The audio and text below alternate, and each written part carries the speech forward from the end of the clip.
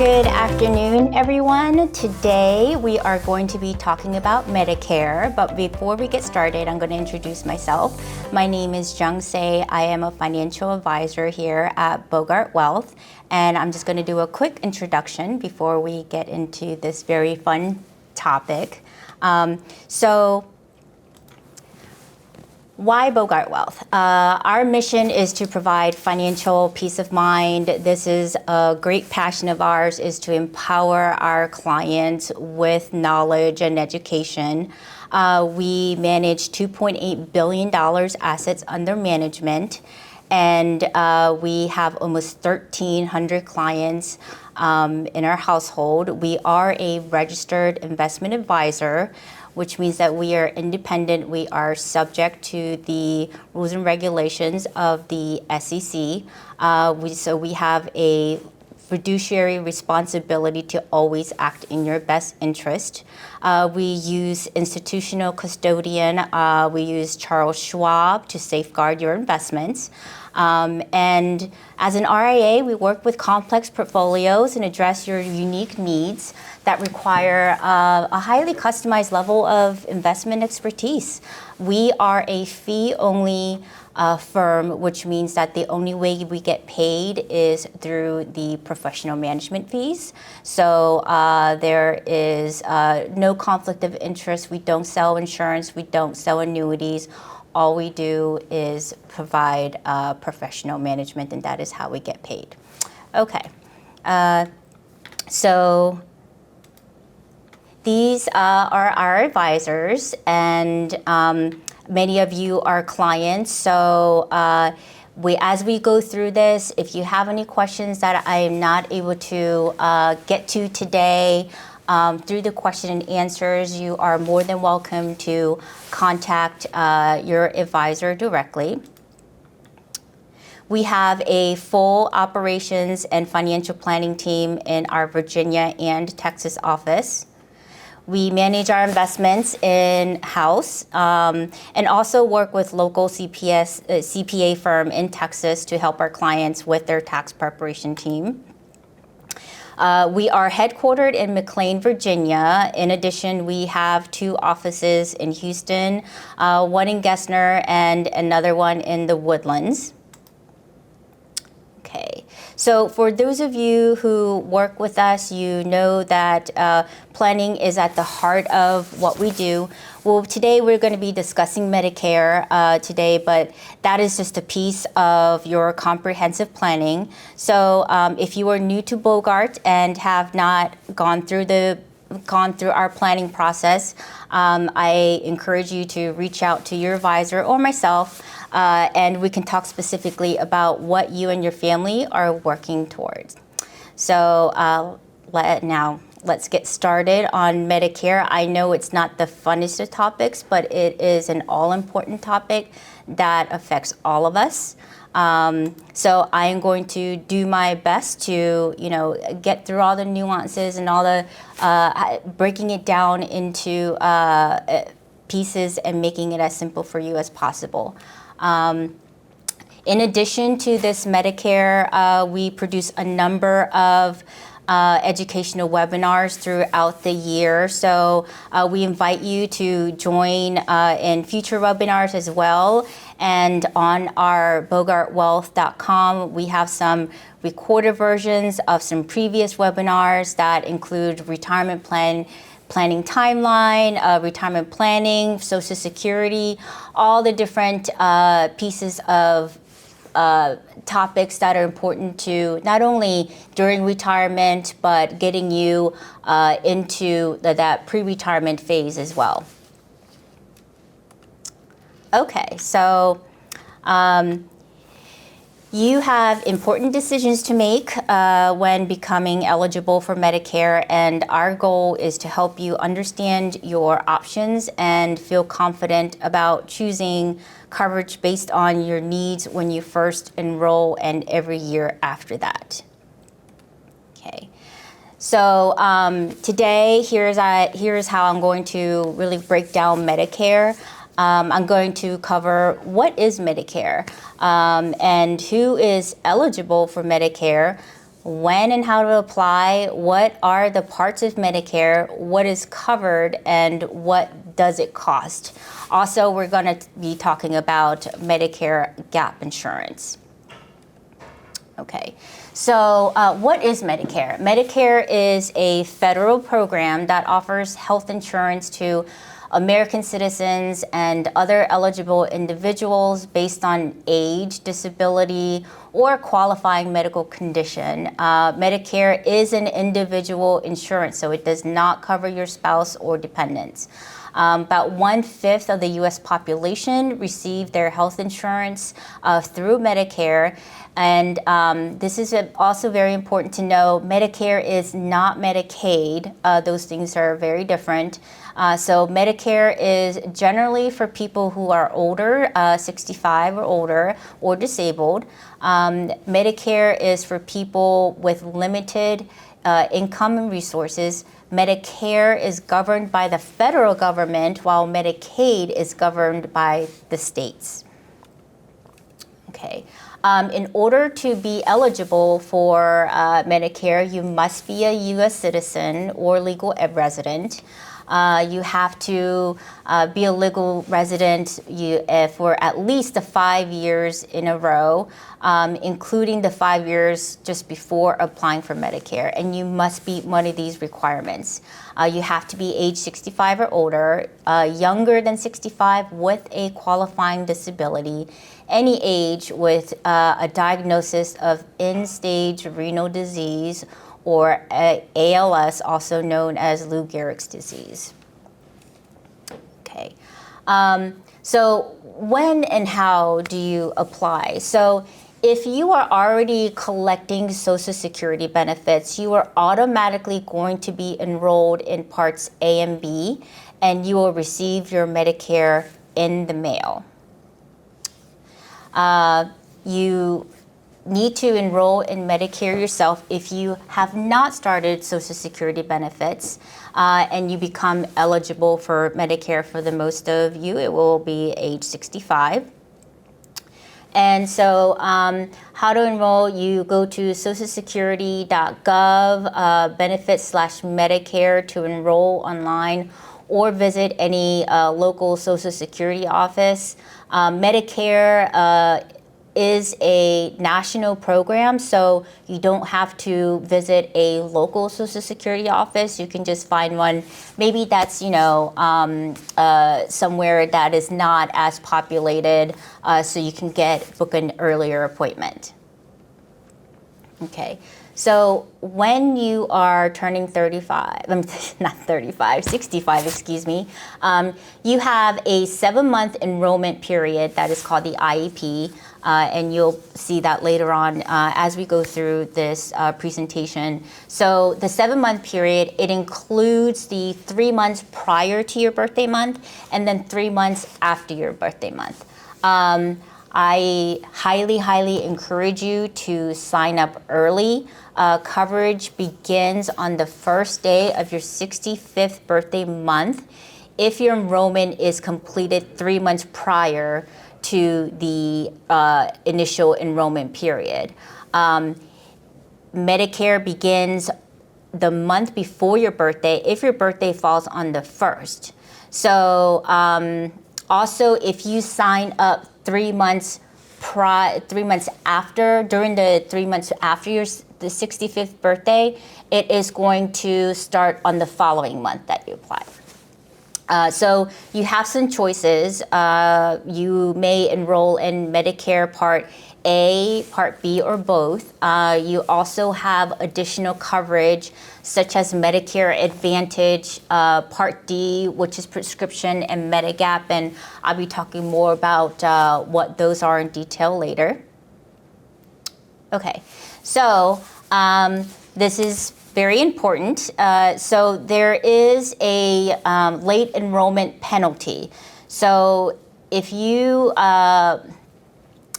pay Part A premium and enroll late, you could pay a penalty. The late enrollment penalty is 10% of the premium. So you pay the premium in addition to your premium for twice the number of years you delay enrollment. So 2-year delay equals you pay 10% penalty for 4 years. Part B, yeah, if you enroll late in this, it could be forever, your penalty. So the Part B penalty is 10% of the monthly premium amount for each full 12-month period enrollment is delayed. You pay the penalty in addition to your premium for as long as you have Medicare. So if you delay it by 2 years, then you pay 20% penalty forever.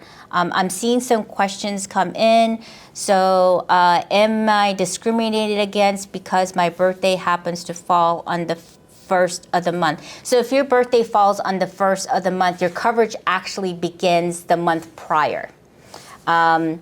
So you say have choices and a 7-month sign-up window, but basically you don't.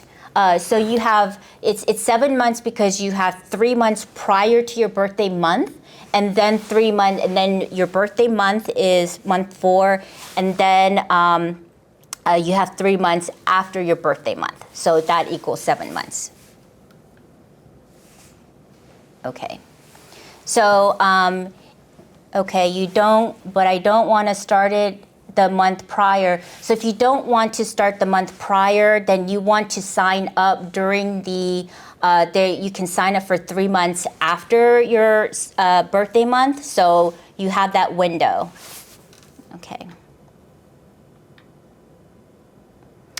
So everyone must enroll in Medicare once you are 65.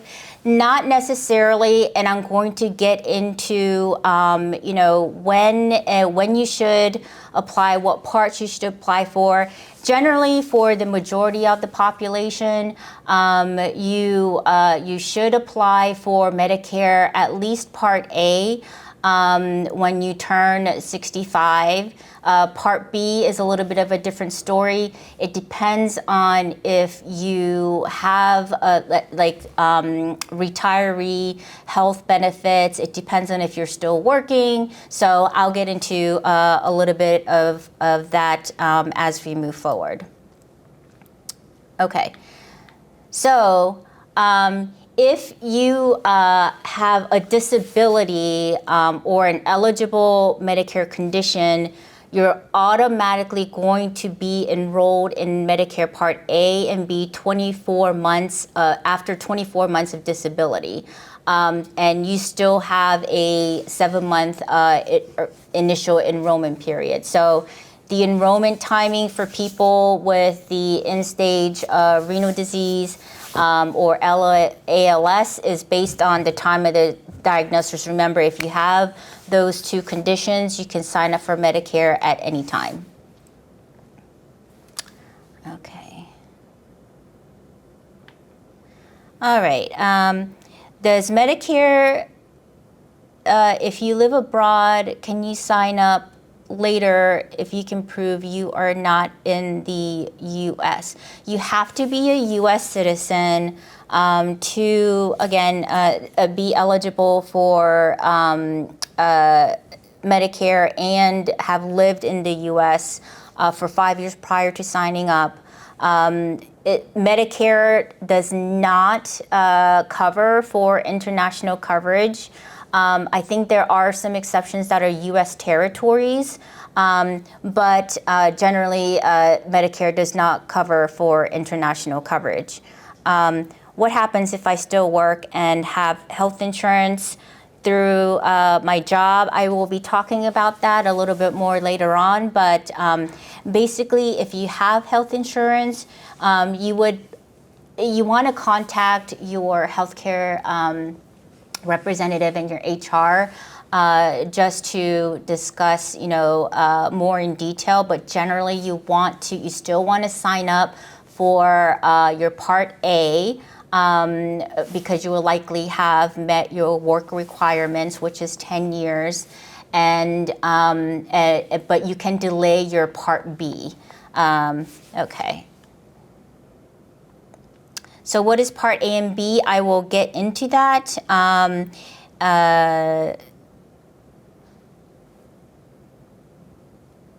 So if Medicare doesn't cover internationally, does that mean that I'm not covered if something happens while? Correct. Unless you get a Medicare Advantage plan, and we'll be talking about that a little bit more, because in addition to Medicare Parts A and B, you have options where you can go through private insurance companies that are regulated by the federal government that will cover for things that Medicare Parts A and B do not cover. Okay. All right. So if you're working past 65, you still have an initial enrollment period. So this goes back to one of the questions. Even if you have coverage through an employer, you have Medicare decisions to make at 65. Your IEP happens when you turn 65, whether you are working or not. So depending on your employer coverage, you may be able to delay enrolling in Medicare without penalty. Again, talk to your employer benefits administrator to understand your options. There is also a organization called SHIP Help. That's SHIPHELP.org, and they are a nonprofit organization that helps you really help guide you through all your different choices, particularly if you're still working, and help you decide, whether or not you should be signing up for B or A, etc. Okay, this is important. So if you are going to sign up for Medicare, you must stop contributing to your health savings account once you enroll in Part A or B. So you should stop contributing to your health savings account at least 6 months before signing up for any parts of the Medicare. If not, then you may be penalized, and yes, so be careful of that. So more coverage is available in addition to Parts A and B. Many people choose additional coverage by enrolling in one or more private Medicare or Medicare-related plans, including, so the Medicare supplemental insurance is generally known as Medigap.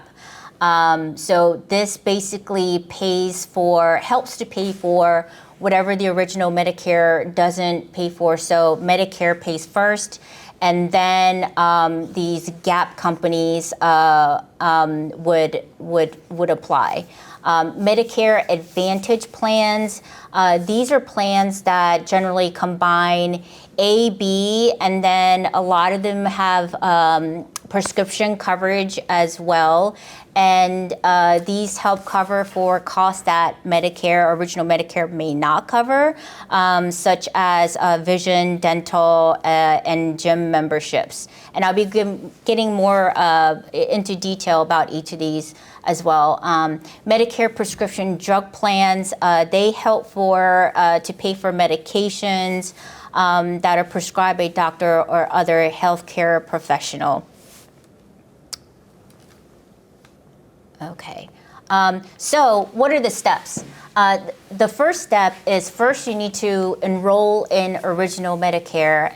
Part A is A for hospital. So Part A pays for hospital and inpatient care. So this is already, there's no premium for the Part A as long as you've had, or your spouse has had 10 years of work experience. That's for at least 40 quarters. And Part B is for medical. So that's for really your ongoing care, your diagnostics, your regular doctor's visits, and so forth. Okay, so then step 2 would be to look for additional coverages that you may need. Again, these are offered by private insurance companies, but are standardized by the federal government.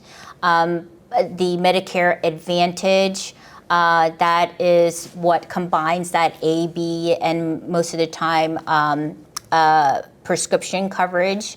and these may offer, an HMO or a PPO. So with the Advantage plans, the Advantage plan pays first versus a Medicare supplemental, which is the gap. Medicare is the primary payer, and then the gap insurance comes in and will pay for, help pay for whatever the Medicare doesn't cover. Okay, and again, Part D is the prescription plan that helps pay for prescription drugs.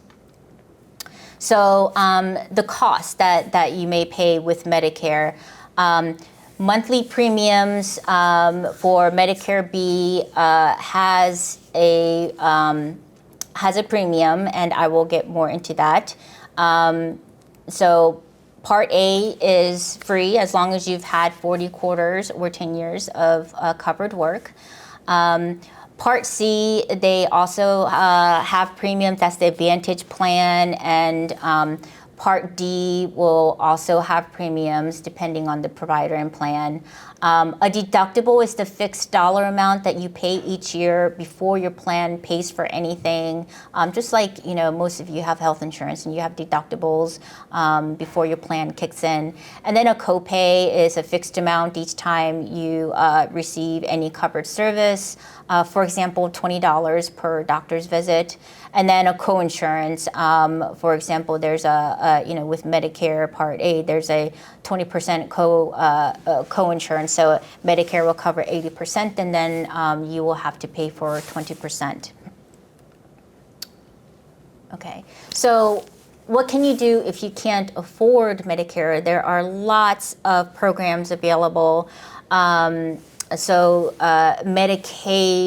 that is the state-run program that provides healthcare coverage for people and families with limited income. Again, each state has its own program, so if you need more information, contact your state Medicaid office. There is the program of all-inclusive care for elderly. This combines medical, social, and long-term care services for the frail and elderly. And then there is the extra help, which helps people with limited income and resources to pay for Part D premiums, deductibles, coinsurance, and other costs. Medicare Savings Program, this helps pay for all of Part A and B premiums, deductibles, and coinsurance.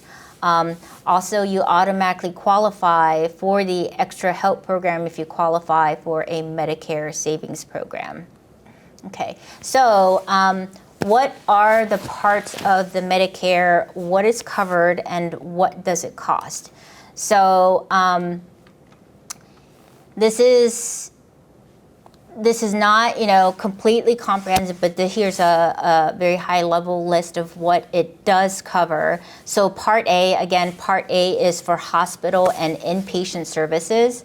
It does cover for all of these listed, and this is going to be, this webinar is going to be available on our website. So, feel free to go through these, but I'm not going to read through every single one because we have so much to cover today.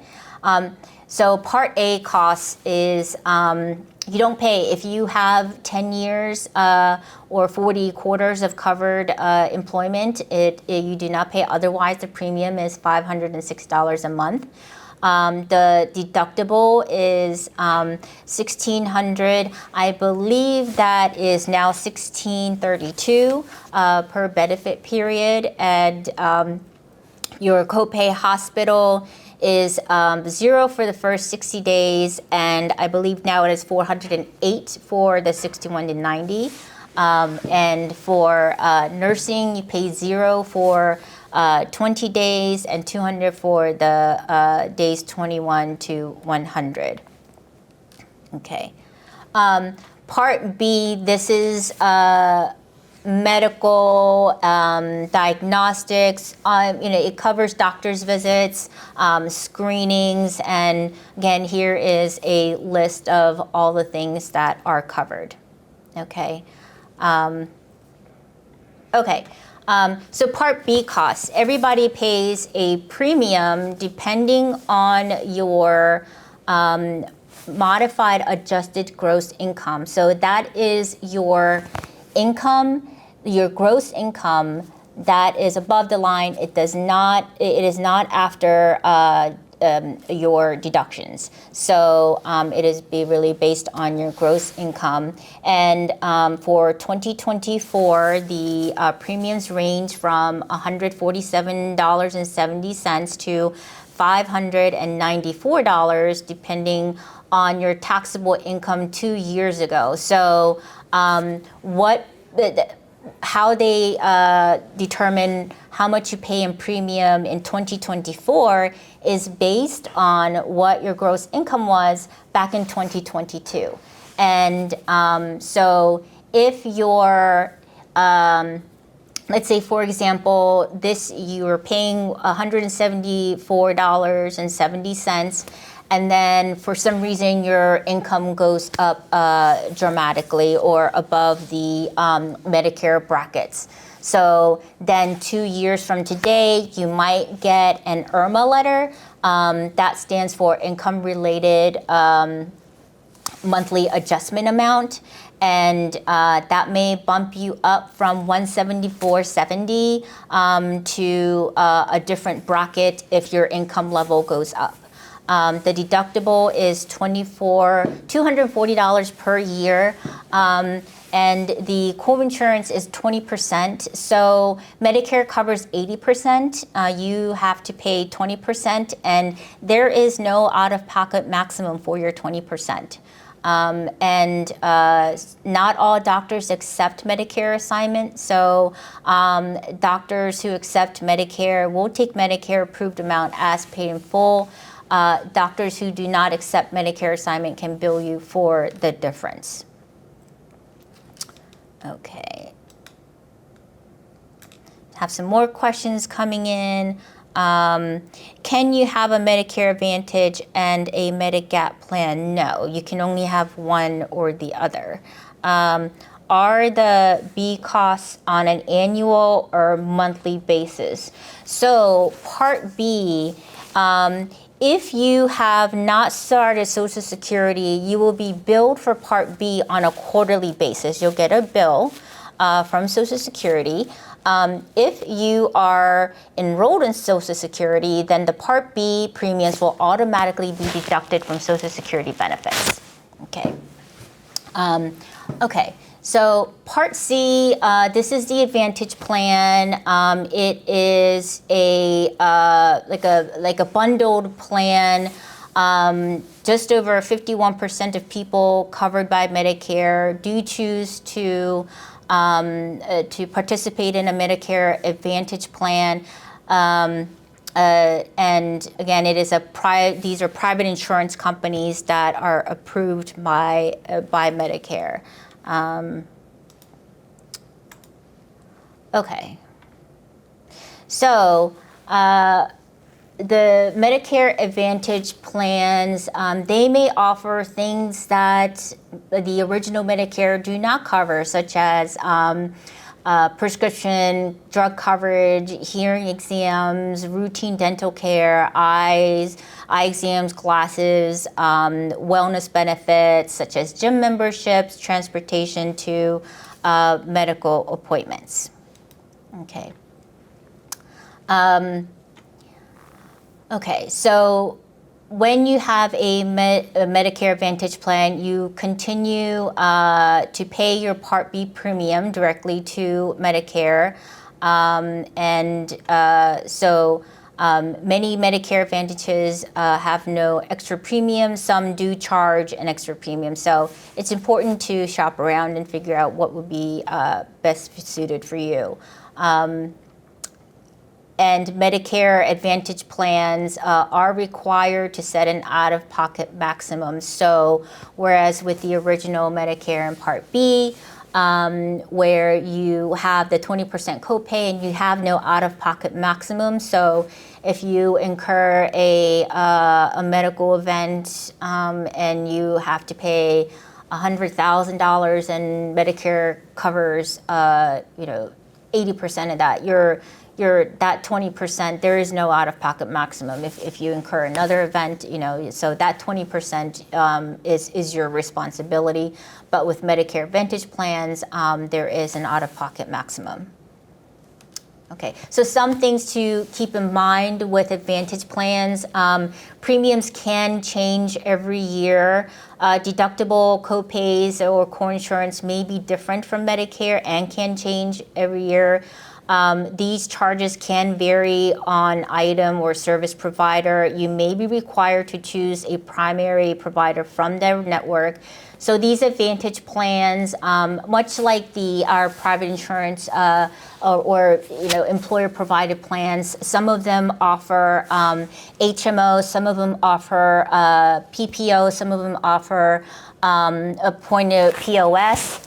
So the primary difference between those is, with an HMO, there's really a gatekeeper where you have a primary position, and if you wanted to go get additional testing or diagnostics, you have to get approved by your primary.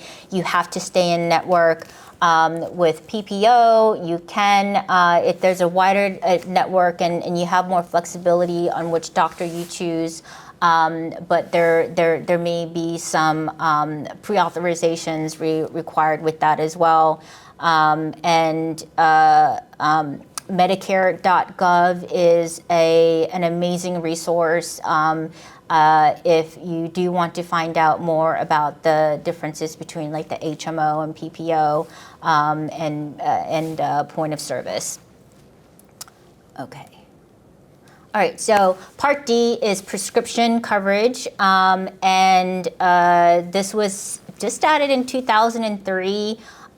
You can get prescription coverage through a private insurance company in two ways. You can get a standalone Part D plan or with a Medicare Advantage plan that includes the prescription drug coverage. So if you get a standalone Part D, the rules just changed with the premiums where Part D is now subject to the income-related monthly adjustment amount. So if your income goes over a certain amount of threshold, then you may be charged an additional premium for Part D. Okay, so with the drug coverage, each plan has its own formulary list, which means it has its own list of drugs that it's going to approve given whatever you need the drugs for. Some plans have in-network pharmacies. People who have benefits through the Veterans Affairs may be able to get prescription drug coverage through the VA and may not need Medicare drug coverage, but talk to your VA benefits administrator.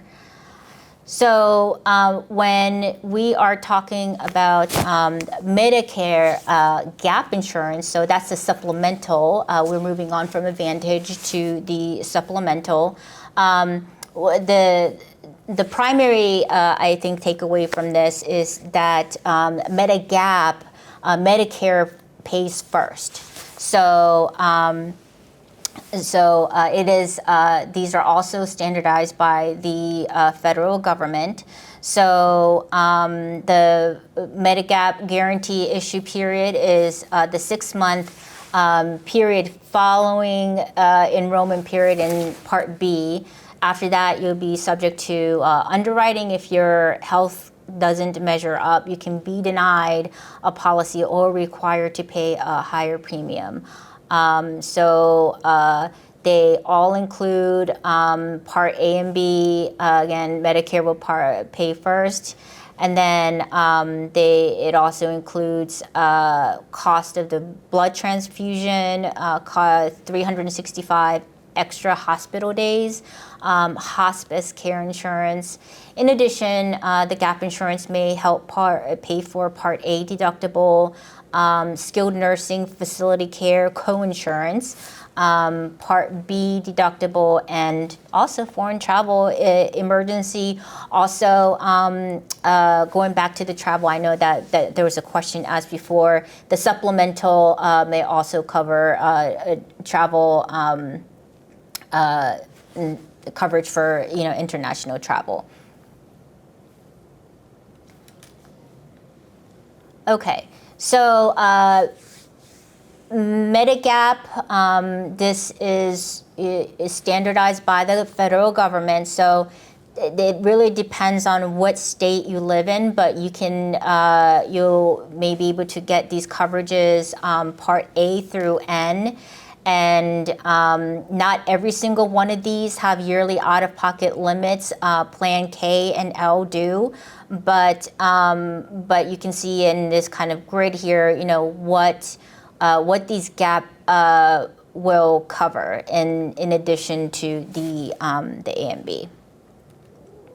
Okay, so timing is important. As I mentioned earlier, that you can be penalized if you do not enroll in time. So after the initial enrollment, Medicare has an annual enrollment period. That's October 15th to December 7th.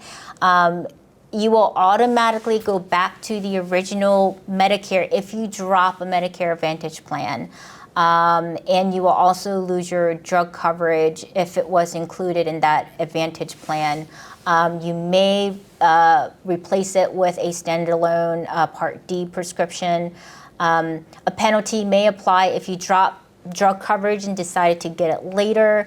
You can also apply for Medicare supplemental insurance if you revert to original Medicare during the annual enrollment period or later.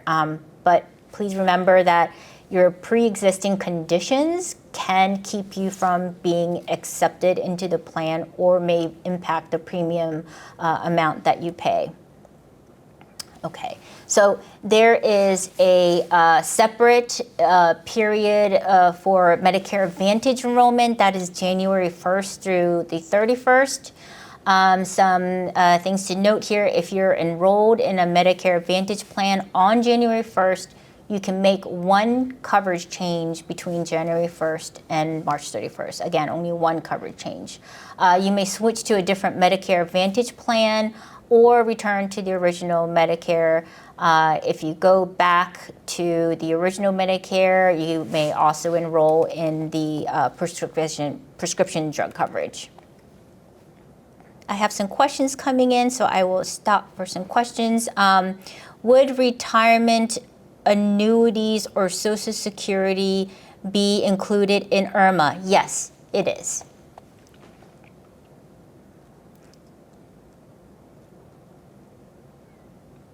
Okay. Did you say you need to have lived in the U.S. 5 years prior to? So if I am expat, okay. Yes, you do have to have lived in the U.S. 5 years prior to signing up for Medicare. But if you are married, you may also qualify. So I would contact the Social Security administration and see if you can get a specific answer on your situation. Okay.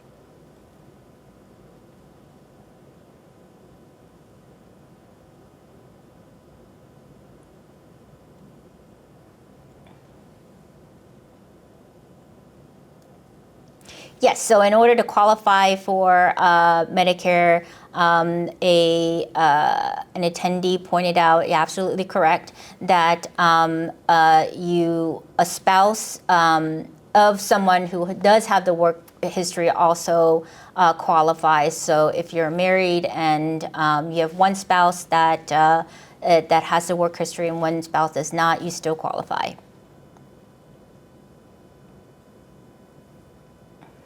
Okay, so the cost for the Part B cost, the $174.70 for 2024, that is the monthly cost.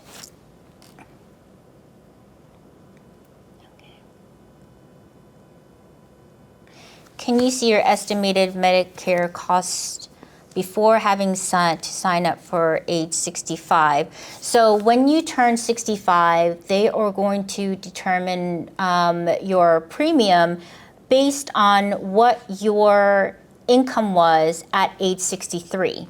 So it's very important to do some cash flow planning to make sure that age 63, you want to stay within a certain income bracket, and please feel free. That is a very specific question. So if you have an advisor, contact your advisor directly, or please feel free to reach out to us via bogartwealth.com, and we can get the specifics on your situation. Okay. So how are income for retirees determined? That is your adjusted gross income. So it is above the line. So it is going to be basically all your income sources for the majority of retirees. That is going to mean your pension. That is going to mean your Social Security.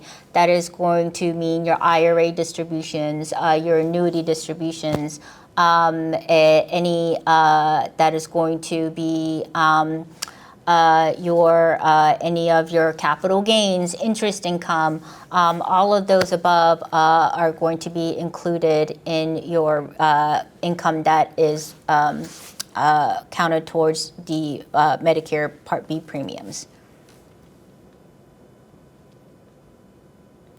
Can you use your Social Security money to cover monthly premiums?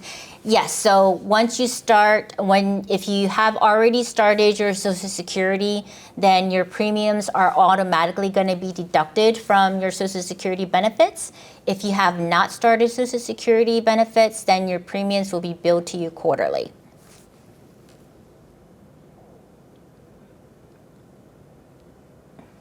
Deductibles would need to be paid by the participant, correct?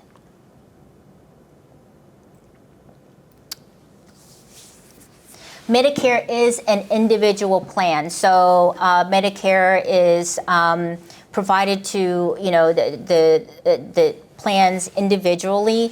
But if you are married to a spouse who does have coverage, you are also eligible for coverage. So you will both get Medicare, but they're individual plans.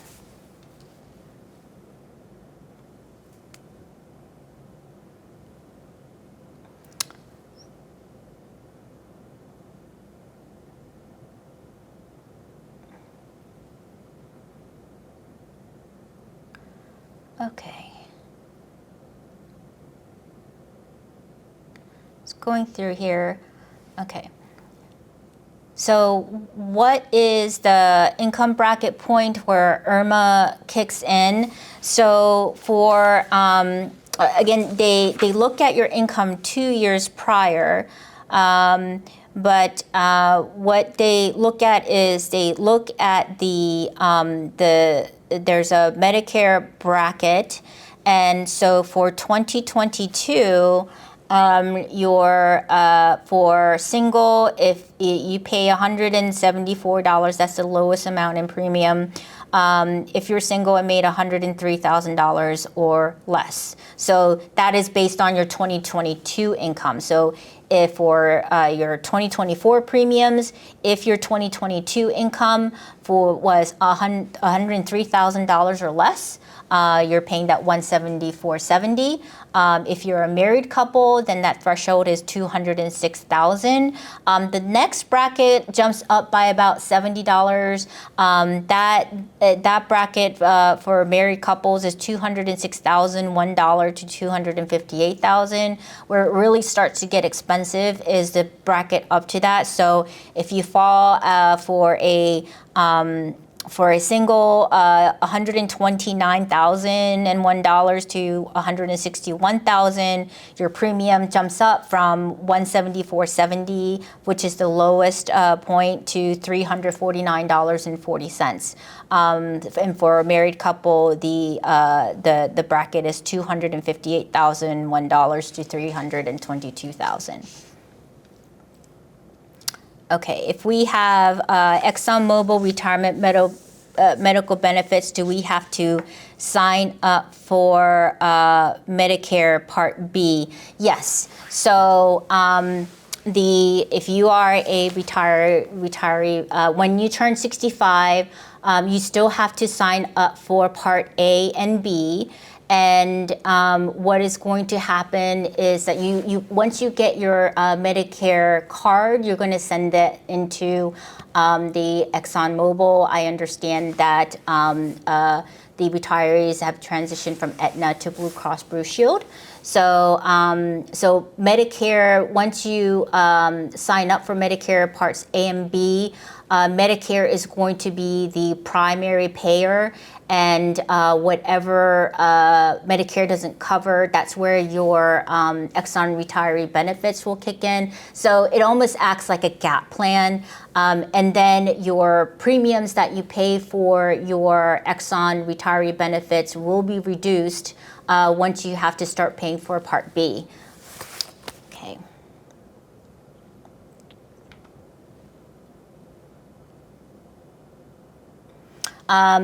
If I'm 65 but my wife is 61 and I enroll in Medicare, is she covered? No. She will be covered when she turns 65. Medicare are individual plans, so you will be covered at 65, but your wife will not be until she turns 65.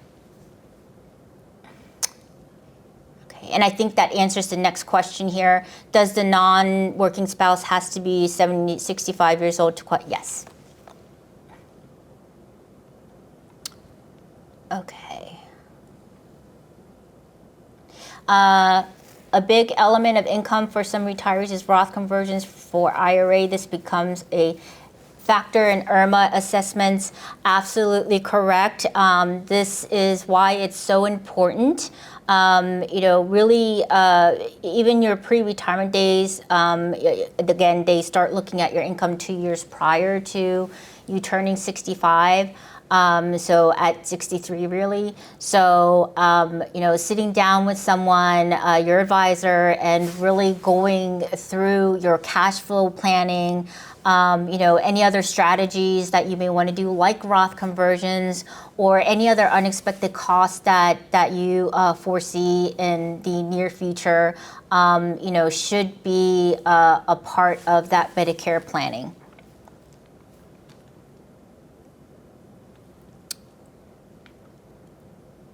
Okay.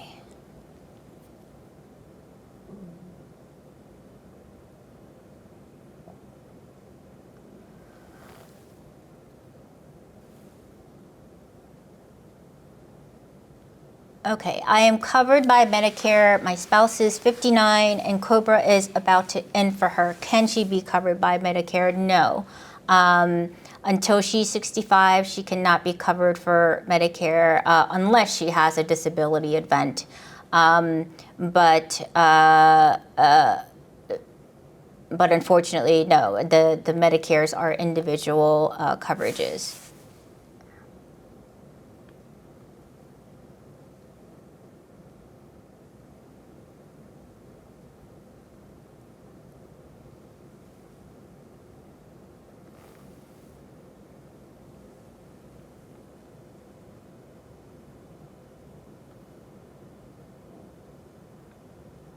Okay, so there's some clarifications here about the Exxon transition. So I apologize. I misstated earlier. The retirees are transferring from Aetna to Blue Cross Blue Shield as of January 1st, 2025. Okay.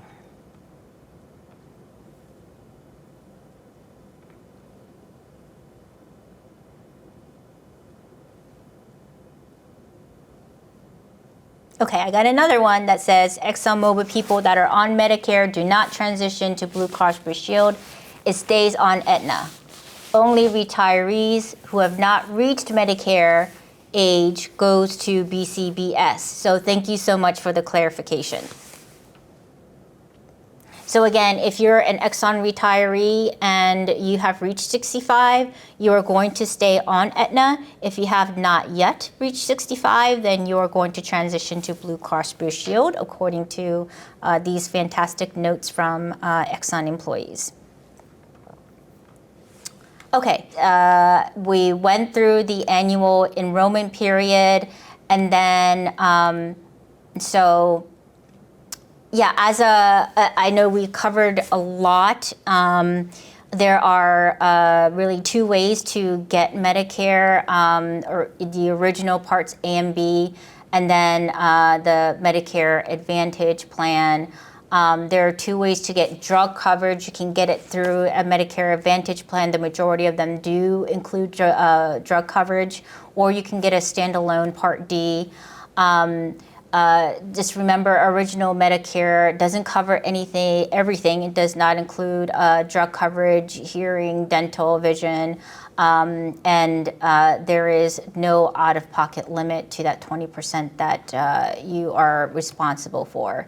Part C and Medigap are offered by private insurance companies, and location does matter. Timing matters. If you do not enroll when first eligible, you might be charged a penalty rate. In some cases, forever, like that Part D penalty. And you are able to make changes during the annual enrollment program. You know, your advisors here, including myself, I am a certified financial planner that knows your retirement plan, that knows the variable rules and regulations around different plans, Social Security, Medicare, so I have navigated clients we all have through multiple business cycles, and we are going through quite a bit of one right now, and we manage your portfolios through our portfolio team. So we are here and open to discuss the various different strategies. You know, Medicare is just a part of your comprehensive planning. There's Social Security involved, and you know, some of you may have, a lot of you are Exxon employees, so that, you know, that has to be considered as well. In addition to if you have pensions, or, you know, and then in addition to that, there are tax consequences, managing your investments, managing your year-to-year cash flow, and your taxes, and estate planning as well. So we are here for you if you need to speak with us and sit down and get that individualized plan for you.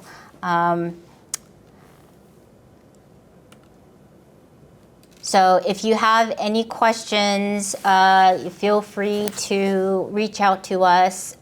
Here is our contact information for our toll-free number, and all our different locations as well. McLean, our headquarters, and Houston, and the Woodlands. Let me just go through here and see what other questions that we have before we sign off. Okay. Are there family medical plans that ExxonMobil retirees can join to cover family members who are not 65? Yes. So when you retire from Exxon, you are going to be able to opt for family coverage. So you will be paying a premium for your family coverage, and when you turn 65, you will sign up for Part A and B, but your family will continue to get the Exxon health benefits, as long as you're paying. Okay.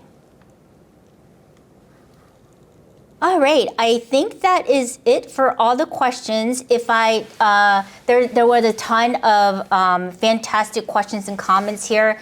If I did not get to yours specifically, please feel free to reach out to me, your advisor, or contact us through the Bogart Wealth website. Also, Medicare.gov is an amazing resource. If you are questioning when you should sign up, if you should sign up, and what you should sign up for, it's pretty easy to navigate and have a ton of information. Also, shiphelp.org. They're a nonprofit organization that helps you navigate through all the different choices as well. So. All that said, I hope you enjoyed today's session and found it helpful. And we look forward to seeing you at our future webinars. Thank you.